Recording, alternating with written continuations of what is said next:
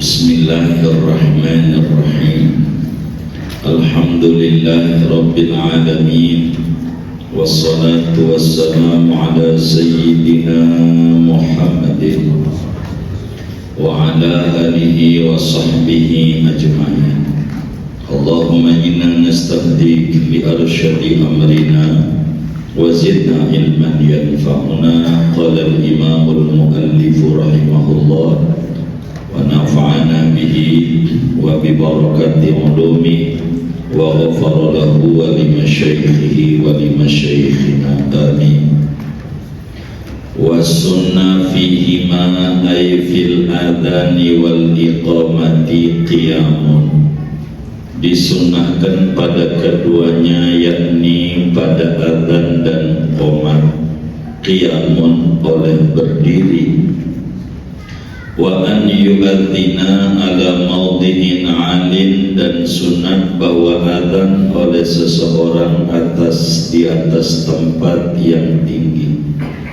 Walau lam yakun lil masjidi manaratun sunnah bisubhihi summa bibabi.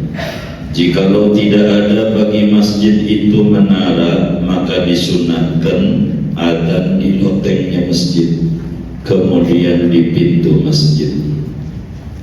Wastiqbalun lil kiblati, disunatkan menghadap ke kiblat.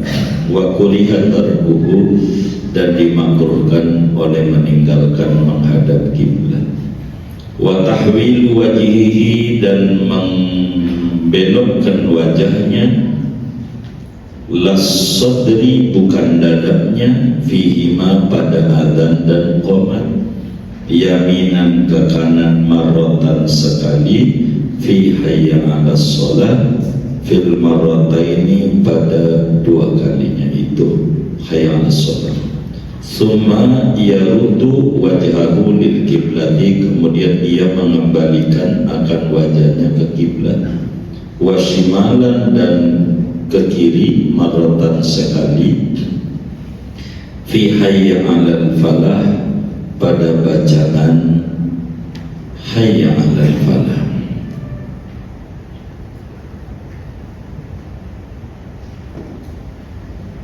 Summa yaruddu wajhahu lil kiblati, kemudian mengembalikan dia akan wajahnya ke kiblat. Walau li adzanil khutbati, sekalipun bagi adzan pada saat mau khutbah Jumat. Au liman yu'adzinu li nafsihi, atau bagi orang yang adzan untuk dirinya sendiri. Wala yaltafitu fit taswibi, dan tidak menengok oleh orang yang adzan pada bacaan taswib. Ala niza'in fihi, atas perdebatan, pertentangan pada masalah taswib. Tabbihun wallahu a'lam bishawab. Segini, Bapak Ibu saudara-saudara sekalian yang mulia, pertemuan yang lalu membahas sunat-sunat pada adzan saja. Pada malam hari ini pembahasan kita sunat-sunat pada adzan juga, pada qomat juga. Jadi ada sunnah pada adzan saja, tidak pada qomat. Ada sunnah pada adzan juga, qomat juga. Ada sunnah pada qomat saja, tidak pada adzan. Tapi sesungguhnya materi kita ini bukan pada materi adzan, tapi materi muadzinnya. Jadi kesunatan pada pertemuan ini berbicara muadzinnya, bukan kalimat adzannya. Tapi karena muadzin ini yang dibaca adzan, tentu bahasa kita sunnah pada adzan dan pada qomat. Perlu diketahui Bapak dan Ibu, sunnah-sunnah pada adzan dan qomat itu banyak, terkhusus pada orangnya, yakni orang yang adzan dan orang yang qomat. Mana dari banyak itu satu qiyam. Sunat kalau adzan itu posisi muadzinnya berdiri, begitu juga orang qomat. Jadi yang pertama, adzan dan qomat itu orang yang ngerjainnya kudu apa? Diri. Jadi maknanya sunat seorang muadzin termasuk muqim, orang yang qomat, sunat posisinya berdiri. Dari mana dalilnya berdiri ini? Dalam hadis yang diriwayatkan oleh Imam Bukhari di dalam Sahih Bukharinya, juga Imam Muslim di dalam Sahih Muslimnya, dari sahabat Nabi Sayyidina Abdullah bin Umar radhiyallahu anhuma, di mana Nabi bilangin kepada Sayyidina Bilal, kata Nabi kita Muhammad sallallahu alaihi wasallam, ya Bilal, qum fanadi bis salati. Kata Nabi, wahai Bilal, kata Nabi, qum, berdirilah engkau, fanadi, maka adzanlah engkau dengan mengerjakan sholat, yakni waktu sholat sudah masuk. Nabi menyuruh Sayyidina Bilal dengan berdiri, karena redaksi hadisnya ya Bilal qum amrun bil qiyam, perintah berdiri.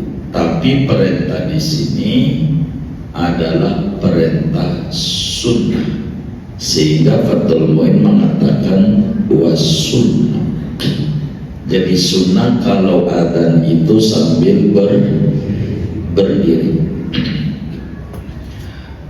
Demikian pula Imamul Baihaqi meriwayatkan hadis di dalam kitabnya As-Sunanul Kubra daripada sahabat Nabi Sayyidina Wa'il bin Hujr radhiyallahu ta'ala an, kata beliau, qala Rasulullah sallallahu alaihi wa alihi wa sahbihi wasallam, haqqun wa sunnatun masnunatun alla yu'adzina illa wa huwa qa'im.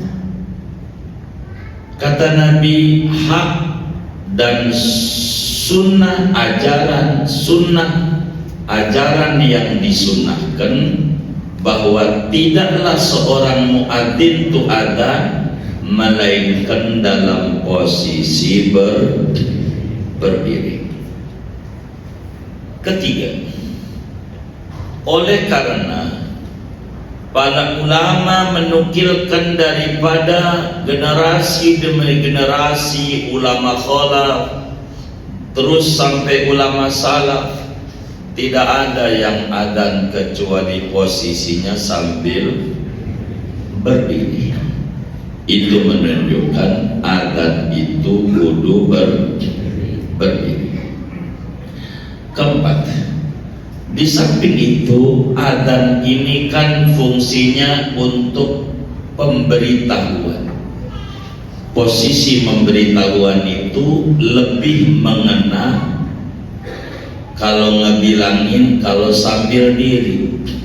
Kalau ngebilanginnya sambil tiduran nggak didengar. Begitu. Oleh karena adzan itu maksudnya i'lam, maka bil qiyam ablagh lil i'lam. dengan berdiri itu lebih maksimal dalam pemberitahuan. Kudu diri. Adzan.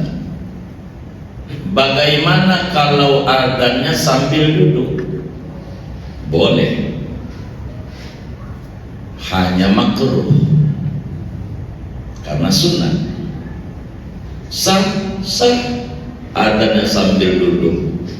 Karena tujuan adzan memberitahu masuk waktu.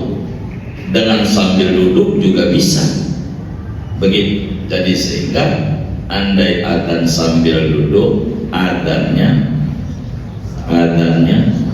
sah, cuman makruh. Kalau duduk makruh, untung saya adzannya tiduran. Jadi gak makruh, lebih parah. Orang duduk aja makruh, apalagi tiduran.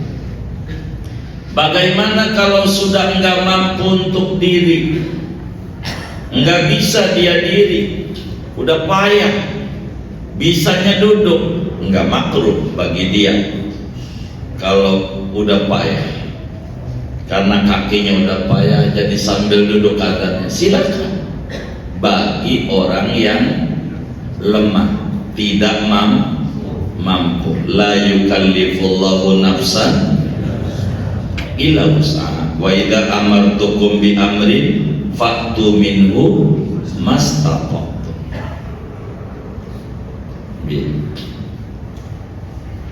Bila aku perintahkan, kata Nabi, dengan satu perintah, Anda kerjakan yang Anda mampu. Kenapa dan sambil duduk jadi? Wong sholat sunat aja sambil duduk boleh, apatah lagi ada cuman makruh. Karena mangkulnya adzan itu berdiri. Satu, adzan dan qomat kudu berdiri. Cuman lanjutannya wa an yu'adzina ala maudhi'in alim. Ini sunat adzan doang, bukan qomat nih. Kalau adzan saja, jadi saya mau nyelipin karena Kiai Fatul Mu'in nyelip. Kalau tadi berdiri adzan juga, qomat juga. Berikutnya adzan saja, qomat tidak. Adzan itu sunatnya fi maudhi'in alim, wa an yu'adzina ala maudhi'in alim. Adzannya di tempat yang tinggi. Sebab Sayyidina Bilal itu adzannya di tempat yang tinggi. Lalu bagaimana sekarang kan udah ada speaker? Kata Syekh Hasan Ayyub radhiyallahu an, ya sudah, kalau ada speaker mah yang tinggi, speakernya aja, orangnya di bawah, enggak usah pakai naik ke menara Istiqlal, mau adzan doang turun lagi, kondor nanti kondor. Speakernya aja yang ditaruh di atas, orangnya di bawah. Adzan, orangnya di bawah, speaker di atas. Gitu. Adzan tempat yang tinggi, speakernya aja keluar. Biar gampang nih, adzan itu pakai speaker luar. Kalau qomat speaker dalam, sholat pakai dalam, khutbah speaker dalam, begitu. Jadi kita masjid ini, manajemen masjid kudu ngerti tuh posisi saklarnya. Ini speaker luar nih, speaker dalam, begitu. Kayak gitu. Jadi biar adzan itu adzan doang. Kalau qomat enggak. Begitu. Kalau qomat naik menara Istiqlal, ya ketinggalan. Begitu, mana udah tua lagi. Udah speakernya aja yang di atas. Begitu. Bagaimana kalau masjidnya enggak ada menara? walau lam yakun lil masjidi manaratun sunnah bisudhi. Kalau masjidnya enggak punya menara, enggak ada tempat tinggi, ya udah di loteng aja. Kudu nyari tangga, karena enggak ada tangganya di lotengnya gitu. Apa namanya di atas itu? Rooftop. Nah, iya, di atas. Kalau enggak ada, adanya di pintu. Ada dekat pintu, makanya orang suka itu adanya di belakang. Emang ada tuh di pintu. Kalau sekarang bukan adanya, speakernya aja di pintu ngadep sono. Jangan denger yang di dalam doang, karena adzan ini fungsinya ngasih tahu yang ada di luar masjid. Kalau speaker dalam nggak berhasil. Begitu, pakai speaker luar. Zaman dulu Bilal naik ke atas, naik di menara, naik dataran tinggi, muadzan doang ngasih tahu. Sekarang kan teknologi makin canggih, begitu. Jadi udah ini ada. Jadi itu nyelip tuh. Padahal materi kita lagi ngomongin adzan juga, qomat juga. Dua, yang sunnah pada adzan dan qomat, yakni muadzinnya dan orang yang qomatnya, wastiqbalun. Nomor dua, kudu menghadap kiblat. Adzannya sunat orang yang adzan ngadep kiblat. Orang yang adzan sunat adzannya menghadap kiblat. Kenapa menghadap kiblat? Sebab li'annal kiblata asyraful jihad. Karena kiblat itu, saudara, paling mulianya arah kalau kita mau ngadep. Ngadep yang paling tinggi ganjaran ngadep Ka'bah, ngadep Ka'bah. Begitu, ngadep Ka'bah. Itu begitu. Dan orang yang adzan kalau mau jujur pasti bakal ngadep. Ngadep apa? Ngadep arah mana aja, pasti ngadep. Kalau karena pasti orang adzan itu ngadep, maka Ka'bah adalah paling tingginya untuk kita menghadap. Begitu. Karena itu sunnah di dalam adzan ini dan qomat menghadap kiblat. Dan ini pun juga adalah ajaran yang turun-temurun dinukilkan dari generasi ke generasi, dari ulama salaf, dari sahabat, tabi'in, terus sampai ulama khalaf, di mana kalau adzan, kalau qomat selalu menghadap kiblat. Di samping itu, saudara, Imamul Baihaqi meriwayatkan hadis di dalam kitabnya As-Sunanul Kubra dari Sayyidina Mu'adz bin Jabal radhiyallahu ta'ala an, kata beliau, waktu Sayyidina Abdullah bin Zaid yang ngimpi tentang adzan pada awal kajian kita bedah, kata beliau, ra'aitu sakhson lahu siyabani akhdarani, aku melihat ada orang, yakni malaikat, yang memakai dua pakaian yang hijau dua-duanya. Apa kata beliau? Qaiman, berdiri, fastaqbalal qiblata, lalu menghadap kiblat, summa qala Allahu akbar, Allahu akbar. Adzan. Jadi adzan itu sunat menghadap kiblat. Sunnah kalau adzan ngadep kiblat. Jadi qomat juga sama, sunat menghadap kiblat. Ketiga, dalam adzan dan qomat sunat muadzinnya ini tahwilu wajhi, wajahnya nengok, ditekuk dia punya leher, dada tidak geser, kaki enggak geser, yang geser cuman wajah doang. Yang geser kemana? Pada saat baca hayya 'alas shalah nengok ke kanan. Ini pada adzan 2 kali, qomat sekali gitu. Oh, hayya 'alas shalah, ininya 'alas shalahnya nih nengok, tangannya kan di sini nih, telunjuknya udah tuh kalau mau telunjuk. Muter. 'Alas shalah nengok.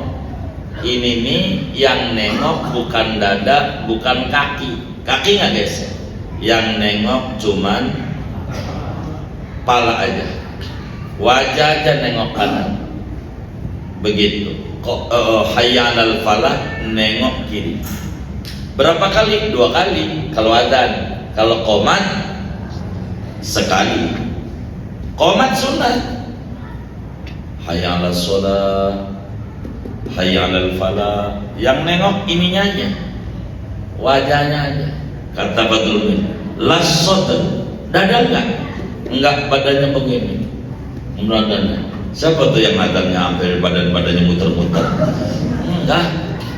Yang suruh muter apa? Wajah aja, pala aja dah bahasa kitanya. Pala aja. Ditekuk begitu. Nengok ke kanan, nengok ke kiri. Namun Syekh Hasan Ayyub, oleh karena sekarang ada speakernya aja ditaruh ngadep kanan 1, ngadep kiri 1, hasil kata beliau. Jadi tahwilu wajhi ini tidak ilaih kalau kata Syekh Hasan Ayyub. Begitu. Jadi kalau ada speaker udah jadi. Begitu. Walaupun nggak nengok jadi. Apalagi mic-nya diikat. Tahu nggak mic-nya diikat? Nempel. Kalau ente muter kagak nyampe ini. Kecuali mic-nya dipegang. Kalau mic-nya dipegang mau kemana aja nyampe. Kalau mic-nya nempel di tembok, ente, ya Allah, sudah hilang suaranya. Orang ininya di sini, dicabut rusak temboknya. Begitu. Sunat doang, sunat, jangan paksa. Sunat, nengok. Dari mana dalilnya? Imam Abu Dawud riwayatkan di dalam Sunan Abu Dawud. Demikian pula Imam Tirmidzi di dalam Sunan Tirmidzi, termasuk juga Imamul Baihaqi di dalam Sunanul Baihaqi dari Sayyidina Abu Juhaifah radhiyallahu an. Kata Abu Juhaifah menceritakan bagaimana Sayyidina Bilal bin Abi Rabah radhiyallahu an ada. Kata beliau, Sayyidina Abu Juhaifah bilang, ra'aitu Bilal yu'addi falamma balagha hayya 'alas shalah hayya 'alal falah lawa unuqa yaminan wa shimal. Aku lihat Bilal saat adzan, maka ketika sampai di hayya 'alas shalah, Bilal nengok ke kanan, ditekuk dia punya leher, dada enggak geser, kaki enggak geser. Yang geser wajah doang. Saya nggak bisa wajah muter tuh. Belajar amat Tinatun yang biasa tari balet begitu. Dia ngerti tuh, tengok. Saya kalau wajahnya nengok, badannya nengok, namanya robot. Jadi yang nengok wajahnya, dada nggak geser, kayak salam sholat. Yang nengok ya wajahnya, nengok begitu, nengok kanan, hayya 'alal falah ke kiri. Apa faedah dan hikmahnya? Ngasih tahu yang di sebelah kanan, ngasih tahu yang di sebelah kiri. Karena hikmah inilah kemudian Sidi Syekh Hasan Ayyub dalam kitab fiqh Islamnya itu, bila kemudian pakai speaker enggak juga enggak apa-apa. Speaker ke kanan ke kiri sudah menempati wajah nengok kanan, wajah nengok kiri. Tapi kebanyakan ulama nengok aja, kecuali darurat. Mic-nya kalau mic-nya nempel susah. Ente namanya udah enggak apa-apa. Sunnah tapi sunnah. Bagaimana kalau saat adzan khutbah Jumat, adzan kedua, kan orang pada kumpul udah. Adzan pertama wajarlah nengok kanan nengok kiri karena manggilin orang. Kalau adzan kedua orang udah di masjid, apakah perlu nengok juga? Walau li adzanil khutbah, walaupun adzan mau khutbah Jumat, tetap si muadzinnya nengok kanan, nengok kiri. Orang qomat aja suruh nengok kanan kiri, apalagi adzan saat mau khutbah. Bahasa kitanya adzan kedua. Bagaimana kalau adzan sendiri? Karena kita ke masjid telat tengah 2. Ini mau sholat zuhur, adzan dulu. Iya, perlu kan nengok diri juga, ngadep kiblat juga, nengok juga. Walaupun untuk adzan sendiri, cuman bedanya kalau adzan sendiri itu jangan di speaker. Tengah 2 di speaker, antar orang pada datang, dikata bawa ajaran baru. Begitu. Intinya tahwil itu disuruh. Adzan 3, mana lagi nih? Masih banyak nih. Nah, kita habisin dulu. Nih pada waktu subuh, as-salatu khairum minan naum, perlu nengok atau tidak? As-salatu khairum minan naum, ke kanan sekali. As-salatu minan naum ke kiri. Perlu enggak? Wala yaltafitu, enggak sunat nengok pada saat membaca as-salatu khairun minan naum. Begitu. Ala nisa'in fihi, ada perdebatan. Ada ulama juga yang nyuruh as-salatu minan naum karena niatnya manggil. Dan kalau kata Asy-Syaikh Ayub, kalau ada speaker udah speakernya aja yang kanan ke kiri.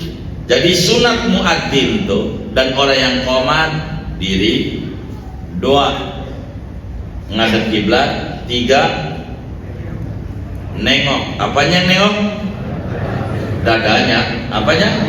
Wajahnya. Dadanya enggak usah, kakinya enggak usah.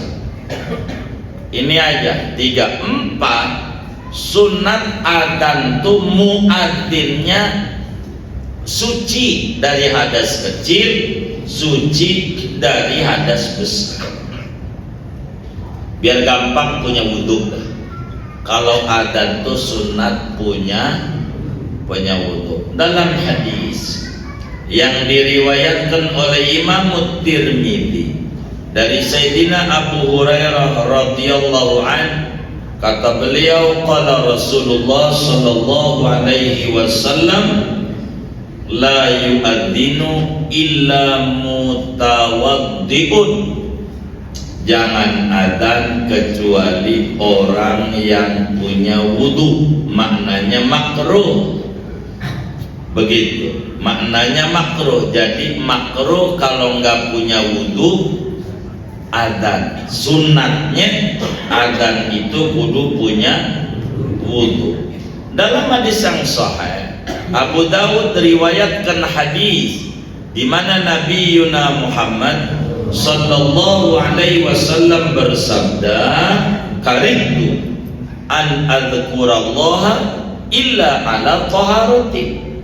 Kata Nabi, aku enggak suka, makruh bahwa aku zikir kecuali atas punya wudu. Dan adzan bagian daripada zikir.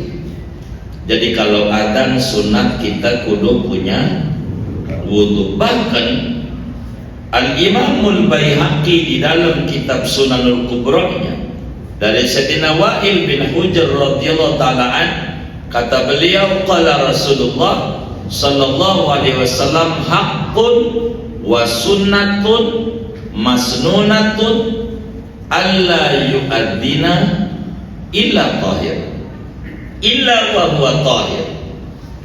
Hak, sunnah, ajaran yang disunahkan bahwa tidak ada kecuali di atas punya wudu. Kalau adzan punya wudu. Di samping itu, kalau yang adzan ini nggak punya wudu bakal ngeganggu. Habis adzan dia turun wudu, ada orang datang, tadi yang adzan siapa? Jin apa enggak ya? Begitu, lagi wudu, begitu. Akhirnya mengganggu orang, jadi pulang. Begitu. Jadi yang adzan tuh wudu dulu. Sunat. Tapi andai adzan nggak punya wudu bagaimana? Nggak apa-apa, hanya makruh. Bagaimana kalau di tengah-tengah adzan kentut? Emang habis makan ubi Cilembu 7.000 sekilo, baru juga ya ala sholat kentut, terusin aja adzannya. Bagaimana kalau wudu dulu? Dilihat jauh apa dekat? Jauh tempatnya. Kalau di Masjidil Haram kan jauh tempat wudunya ya. Begitu. Kalau jauh, pulang dari awal. Kalau dekat, enggak lama jaraknya, terusin. Begitu. Terus kalau sampai wudunya batal. Tapi ala kulihan, adzan sunat doang punya wudu. Ini muadzinnya maksudnya. Mana lagi kalau terkait dengan muadzinnya, sunat yang adzan tuh suaranya merdu. Suaranya merdu dan nyaring adzan. Karena buat manggil. Sebab Sayyidina Abdullah bin Zaid saat dapetin adzan suruh ente ajarin Bilal, sebab Bilal suaranya merdu. Kalau adzan ini kan untuk narik orang. Kalau untuk narik orang jangan sampai yang udah tua suaranya lucu. Oh, itu orang juga mau ke masjid males. Jadi suaranya yang menarik. Yang adzan itu, yang suaranya enak, yang serak-serak bengek, nggak usah. Begitu, yang bagus lah, yang adzan. Sadar dirilah kalau kita nggak ini. Emang agak boleh kalau saya adzan? Ya boleh, begitu. Cuman suaranya kurang enak, yang enak lah, gitu. Jadi orang juga jadi tertarik, begitu, pengen datang, begitu, pengen datang. Itu begitu, sunat adzan. Suaranya merdu, muadzinnya begitu. Jadi bagaimana biar suaranya rada merdu nyaring? Kata teman kita, banyakin makan lengkeng. Kalau lengkeng nyaring katanya. Begitu kata teman kita. Jangan begitu, suaranya merdu. Mana lagi kalau terkait dengan muadzin, sunat muadzin itu orang merdeka. Mana lagi muadzin itu sunat udah balik, begitu, udah 15 tahun ke atas sunat. Mana lagi itu sunat orang adil, bukan orang fasik, begitu, tukang mirip. Jadi beda, wirid sama mirip. Samanya sama-sama sila. Jadi yang wirid sila, yang mirip silang juga. Begitu. Tapi kalau wirid yang diputar tasbih, kalau mirip yang dilirik balang 6 double itu namanya mirip, bukan wirid. Begitu. Walaupun sama-sama sila khusus. Begitu. Jadi orang yang adzan tuh orangnya orang adil, orang benar. Ini suaranya bakal didengar orang. Itu begitu. Sunnah orang merdeka, sunat orangnya adil, dewasa, dan sunat orangnya orang adil. Dari mana? Kata Nabi kita Muhammad sallallahu alaihi wasallam, liyu'adzin ahadukum liyu'adzin lakum khiyarukum, hendaklah adzan untuk kalian oleh orang pilihan kalian. Pilihan kalian ini pemimpin, Mas. Jadi kalau pemimpin itu biar jangan dibully. Kalau pemimpin masih bocah, dibully mulu. Begitu, masih bocah masalahnya. Jadi biar pangkatnya tinggi dipanggilnya Kanjeng Mas, begitu. Jadi ada masnya, begitu. Jadi yang gede itu begitu. Merdeka, badil, apa namanya? Adil. Ini disuruh oleh agama, disuruh. Nabi nyuruh dalam adzan. Ini namanya disebut sunat-sunat adzan dan sunat-sunat qomat. Adzan juga, qomat juga. Dan masih ada sunat-sunat adzan ini bukan terkait orangnya, tapi terkait bacaannya. Jangan malam ini kayaknya, nanti terkait bacanya, nanti bakal beda. Ada yang adzan ada, qomat enggak ada yang qomat ada, adzan enggak ada. Bila tadi disuruh adzan tuh nyaring, berarti kalau qomat disuruhnya pelan. Buat yang di dalam ini sunat-sunat adzan ini banyak, tapi saya belum mau simpulin, belum habis. Kalau mau disimpulin sunat adzan macam-macam tergantung tinjauannya. Ada sunat adzan sebelum adzan, ada sunat adzan ketika adzan, ada sunat adzan sesudah adzan. Bagi yang adzannya ada sunat, bagi yang dengarnya ada sunat pada orangnya, ada sunat pada bacaannya. Banyak. Dan kitab Fathul Muin, kitab yang sangat luar biasa di dalam paparan tentang adzan. Dan masih kita dalam pertemuan mendatang masih ngomongin sunnah-sunnah adzan, baru bakal bicara makruh adzan. Segini aja dah, jangan banyak-banyak ngaji kita, moga dapat difahami. Amin ya rabbal alamin. Ada yang ditanya mungkin dari materi ini atau di luarnya sebelum doa, dipersilahkan.